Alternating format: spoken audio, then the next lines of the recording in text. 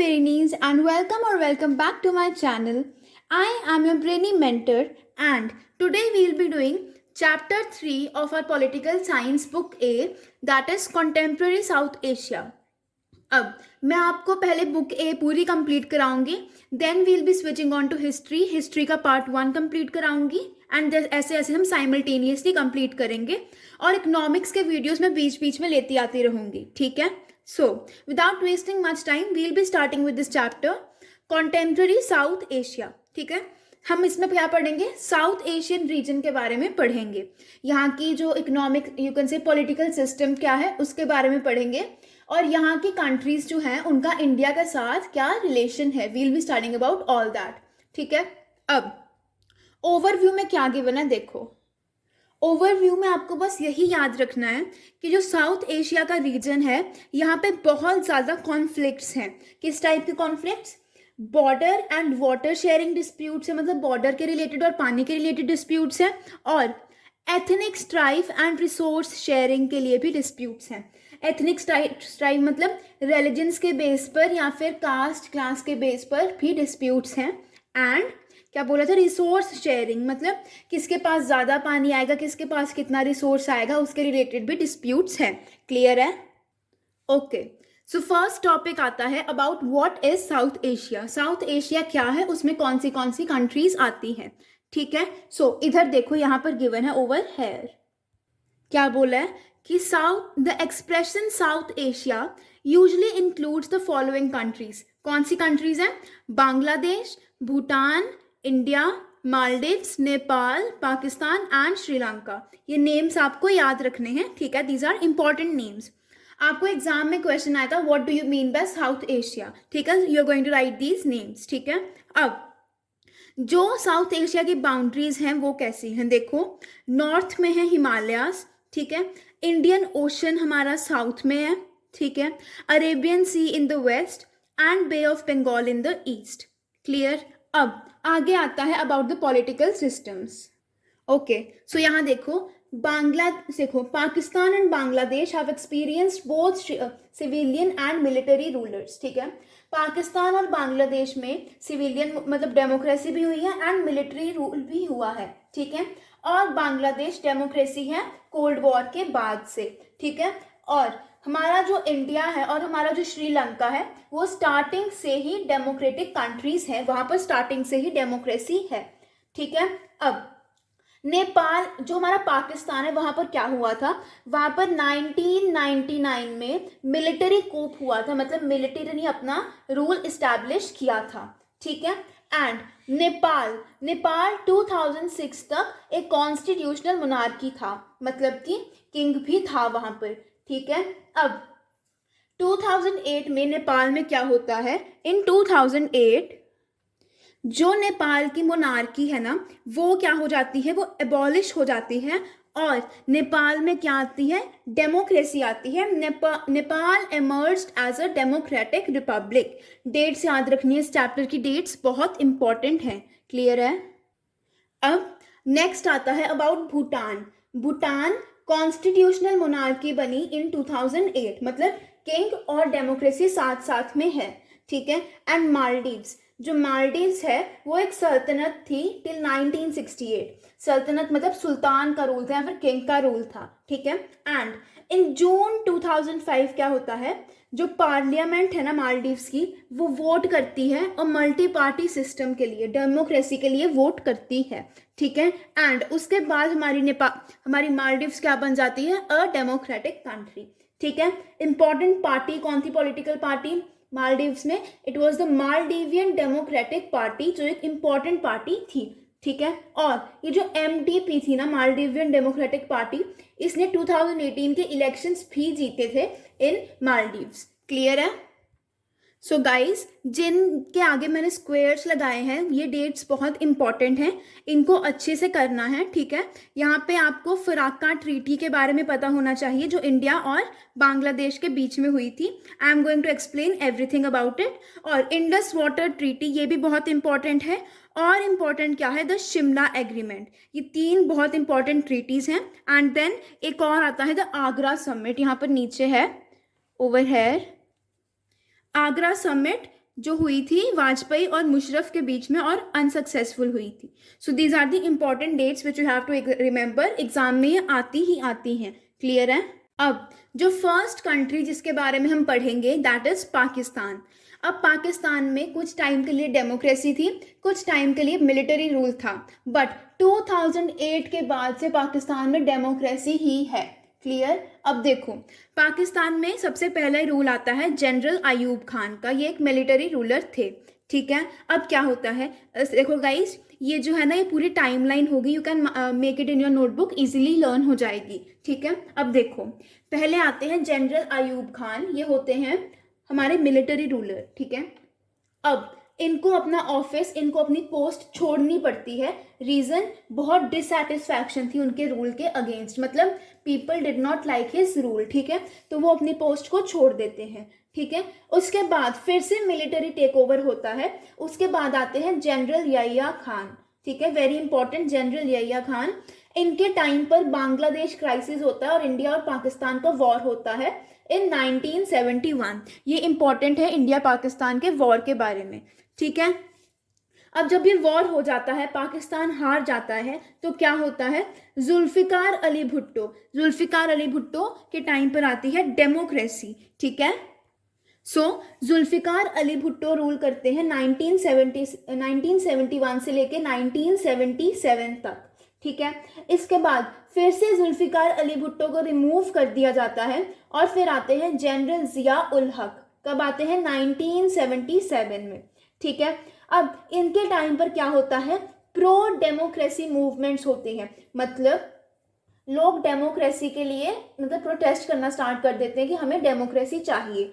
ठीक है. अब फिर क्या होता है, 1988 में फिर से डेमोक्रेसी आती है अंडर बेनजीर भुट्टो. ठीक है. उस टाइम पर क्या होता है, उस टाइम मेन कंपटीशन 3 पार्टीज के अराउंड होता है. पहली बेनजीर भुट्टो की party, second the Pakistan People's Party and third the Muslim League. Clear.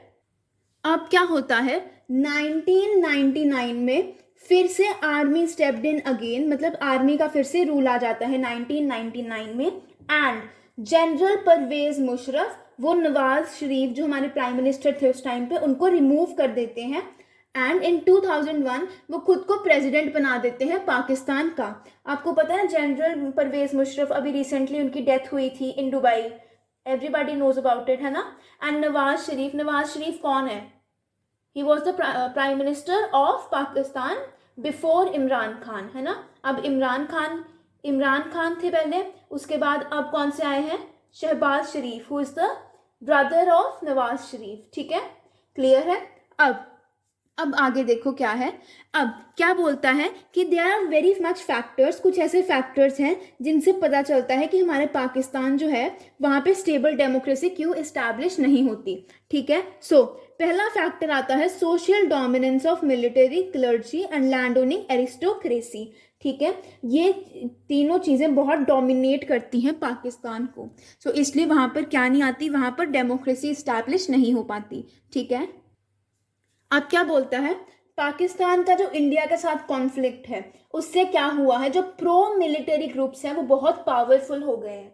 ठीक है. अब ये ग्रुप्स बोलते क्या हैं, ये बोलते हैं कि political parties and democracy in Pakistan are flawed. ठीक है. जो पॉलिटिकल पार्टीज होती हैं वो बहुत करप्शन करती हैं, इसीलिए पाकिस्तान की सोसाइटी, पाकिस्तान की security would be harmed by selfish minded parties and chaotic democracy. मतलब पाकिस्तान सेल्फिश माइंडेड पार्टीज के अंडर सिक्योर नहीं है. ठीक है. इसीलिए army stay in power is justified. Army को ही पावर में रहना चाहिए. ठीक है. अब आगे, अब क्या बोलता है, countries such as US and the other western countries, ये भी मिलिट्री का रूल क्या करती हैं, ये भी मिलिट्री के रूल को सपोर्ट करती हैं पाकिस्तान. ठीक है. इसका रीजन क्या है, इसका रीजन ये है because they fair threat of global Islamic terrorism. इनको लगता है कि जो टेररिज्म फैल रहा है ये बहुत ज़्यादा बढ़ जाएगा, बहुत ज़्यादा फैलने लग पड़ेगा.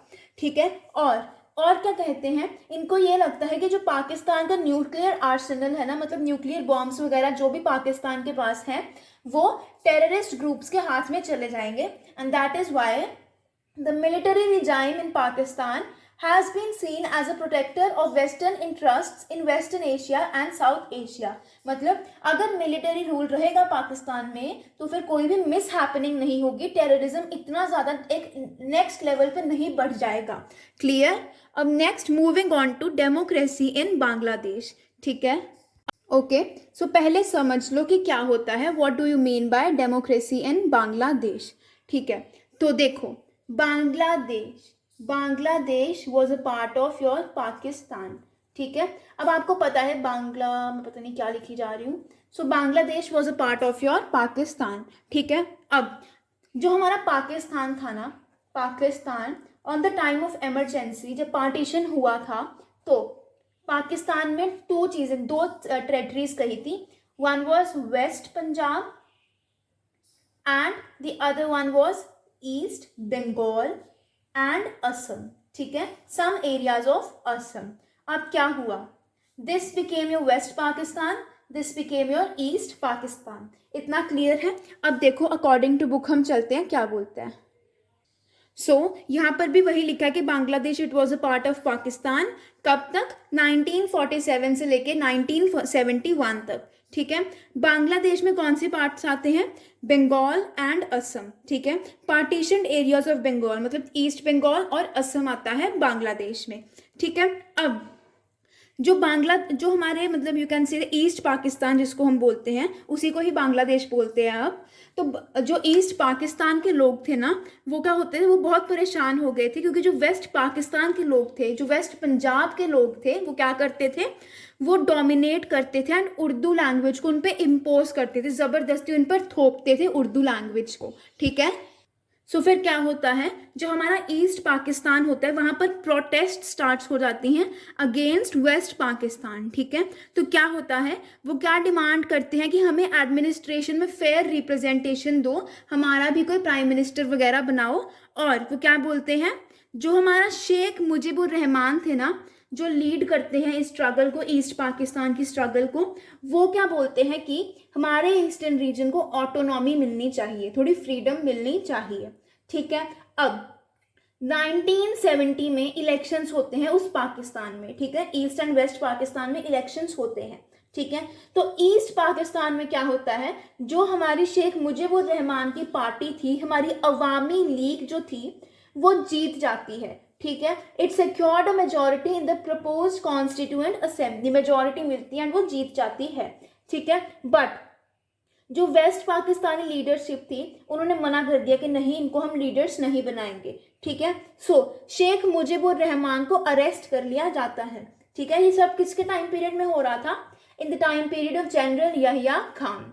ठीक है, अब जो पाकिस्तान की आर्मी है ना, वो ईस्ट पाकिस्तान में बहुत ज़्यादा एट्रॉसिटीज कर रही है, बहुत मार धाड़ कर रही है, लोगों को मार रही है एंड एवरीथिंग. ठीक है, इसकी वजह से क्या होता है, large scale migration into India, बहुत ज़्यादा लोग ईस्ट पाकिस्तान से इंडिया में आते हैं. इससे क्या होता है, इससे there is a huge refugee problem for India. ठीक है, तब क्या होता है, इंडिया आता है ईस्ट पाकिस्तान के लोगों की हेल्प के लिए. ठीक है, वॉर होती है इंडिया एंड पाकिस्तान के बीच में. कब, इन दिसंबर 1971 एंड पाकिस्तान हार जाता है, पाकिस्तान सरेंडर कर देता है and a new country Bangladesh is formed out of East Pakistan.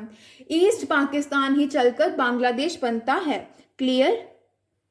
अब आगे क्या बोलते हैं, आगे जब हमारा बांग्लादेश का कॉन्स्टिट्यूशन बन जाता है, सब कुछ ठीक से हो जाता है, डेमोक्रेसी आ जाती है बांग्लादेश में.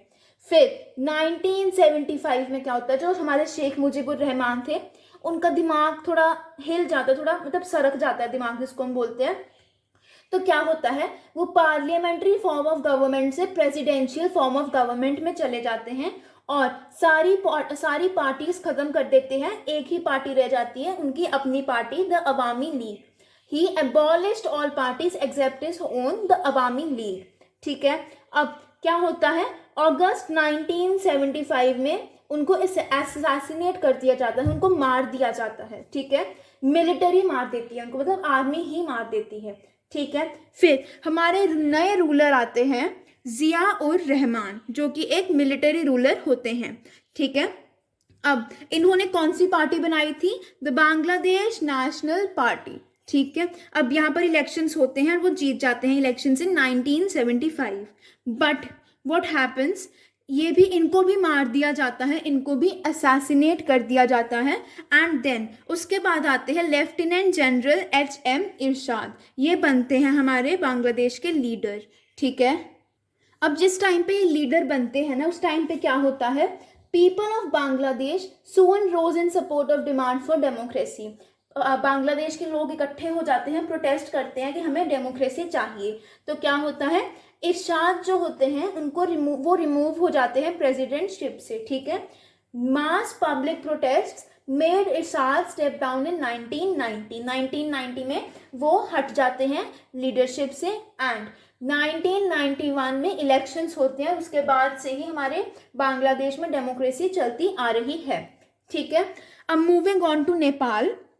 तो नेपाल में क्या था, Nepal was a constitutional monarchy, थोड़ा सा कॉन्स्टिट्यूशन का भी रूल था and main rule was of the king. ठीक है। In the modern period for many years, so Nepal was a constitutional monarchy. ठीक है। अब 1990 में किंग एक्सेप्ट कर लेता है न्यू कॉन्स्टिट्यूशन को बनाने के डिमांड, सो एक नया कॉन्स्टिट्यूशन बन जाता है। ठीक है। इसी टाइम पर क्या होता है, कॉन्फ्लिक्ट होता है, एक you can say triangular conflict होता है बिटवीन मोनार्किस्ट फोर्सेस, मतलब जो किंग की फोर्स होती है, आर्मी होती है, उसके बीच में द डेमोक्रेट्स मतलब वो लोग जो डेमोक्रेसी को प्रेफर करते हैं, एंड द माओइस्ट कुछ टेररिस्ट ग्रुप्स होते थे उस टाइम में नेपाल के। ठीक है। अब आगे क्या बोला है, 2002 में क्या होता है, जो किंग है ना वो पार्लियामेंट को भी खत्म कर देता है और जो थोड़ी बहुत डेमोक्रेसी होती है नेपाल में वो बिल्कुल ही खत्म हो जाती है इन 2002। क्लियर। आगे क्या होता है, अप्रैल 2006 में बहुत ज़्यादा प्रोटेस्ट स्टार्ट हो जाती हैं लोगों की, people start protesting against the king, वो चाहते हैं कि डेमोक्रेसी आए।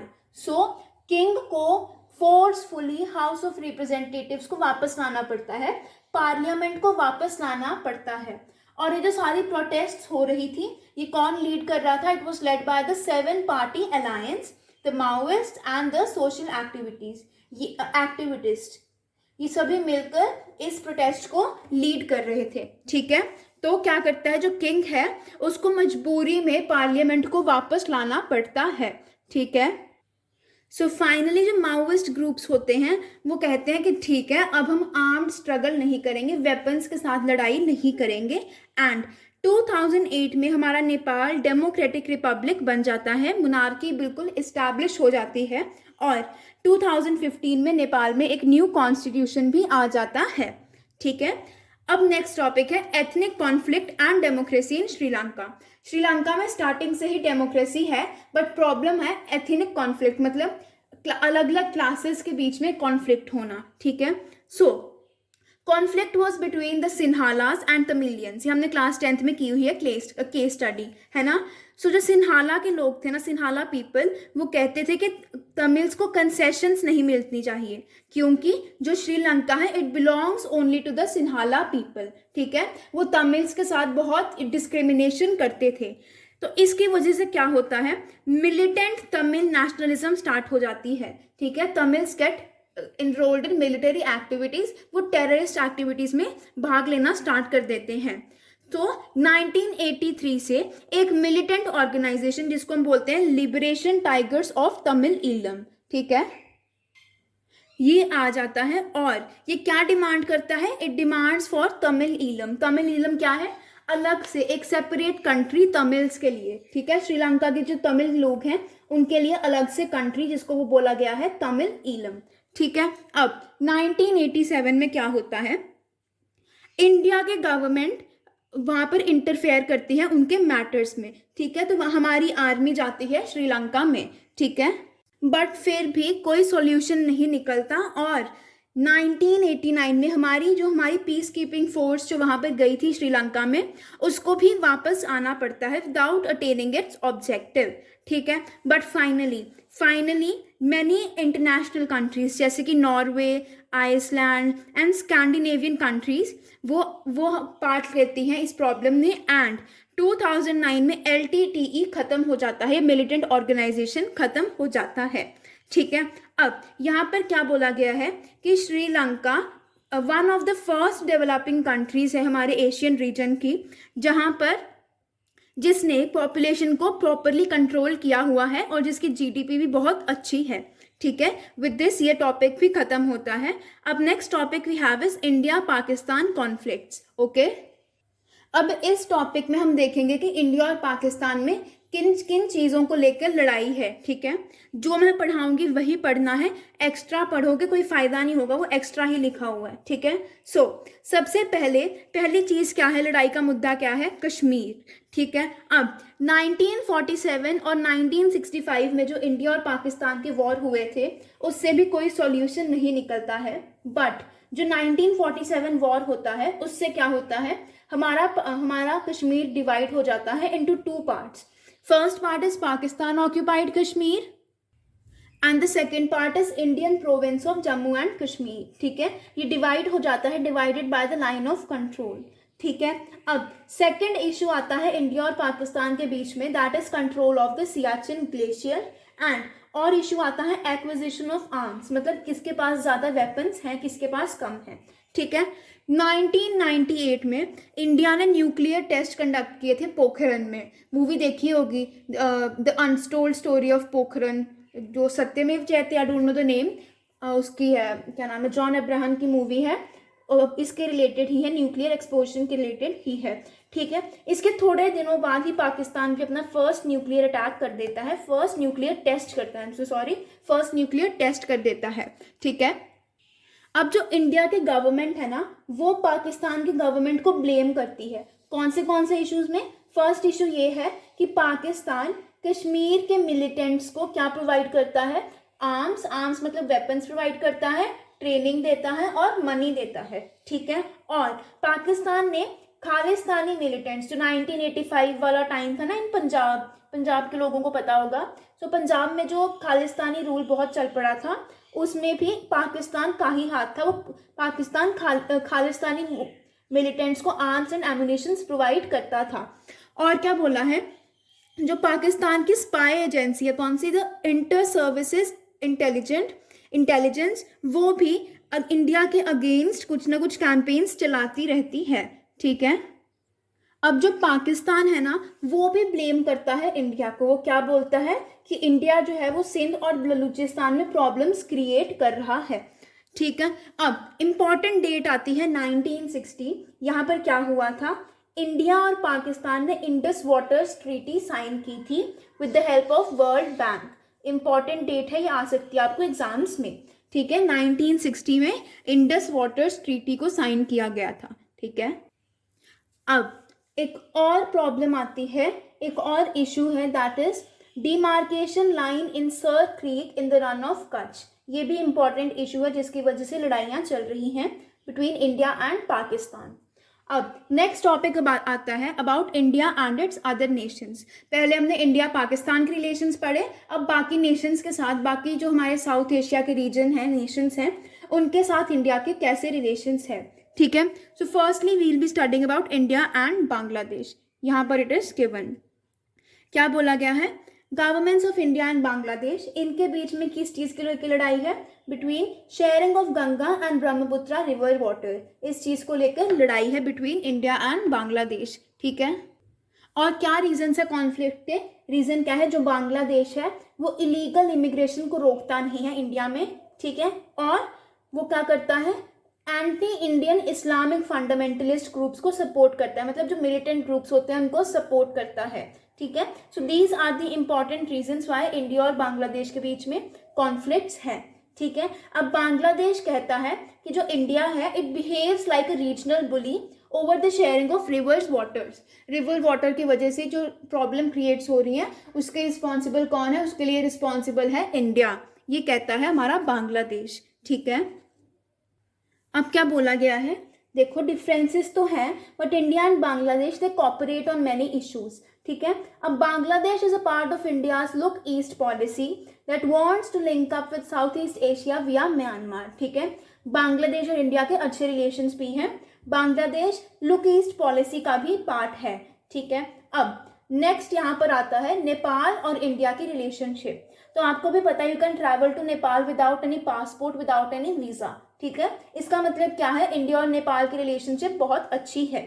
यहाँ पर वही लिखा है, a treaty between the two countries allows the citizens of two countries to travel to work in another country without visas and passports. बिना वीजा और पासपोर्ट के एक दूसरी कंट्री में वो जा सकते हैं, ठीक है।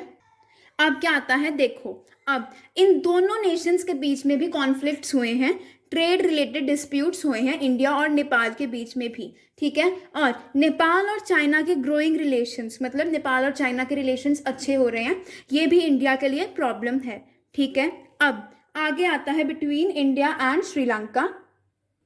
सो इंडिया एंड श्रीलंका के बीच में कोई ऐसे इश्यूज नहीं है, बट मेन इशू वही रहा है always about Sinhalas and Tamilians, ठीक है। यहाँ पर इतना ही है। Next we have about Bhutan. Bhutan के साथ इंडिया के रिलेशंस बहुत बहुत बहुत अच्छे हैं। जो भूटान का मोनार्क है, भूटान का जो किंग है, उसने इंडिया की बहुत हेल्प की है माओइस्ट वगैरह को या फिर जो भी टेररिस्ट ग्रुप्स हैं उनको अपने कंट्रोल में करने की, ठीक है। सो इंडिया और भूटान के बहुत अच्छे रिलेशंस हैं। इंडिया भी भूटान की हेल्प करता है इन मैनी डेवलपमेंट प्रोजेक्ट्स, ठीक है। अब यहाँ पर क्या बोला गया है, इट इज सेड, ये नहीं है कि सिर्फ इंडिया और बाकी कंट्रीज के बीच में ही है फाइट, सिर्फ मतलब मेन ये नहीं है कि सिर्फ इंडिया के साथ ही है, देयर आर मेनी कंट्रीज जिनके आपस में भी है। यहाँ पर क्या है, बांग्लादेश और म्यांमार के बीच में फाइट है, किसकी वजह से, नेपालीज और रोहिंग्यास की वजह से फाइट है between them, Bangladesh and Myanmar, ठीक है। Bangladesh and Nepal have had some differences over the future of Himalayan river waters. Himalaya का जो पानी आता है उसकी वजह से भी थोड़े डिफरेंसेस चल रहे हैं, थोड़े कॉन्फ्लिक्ट्स चल रहे हैं, ठीक है। Okay, so the last topic is peace and corporation.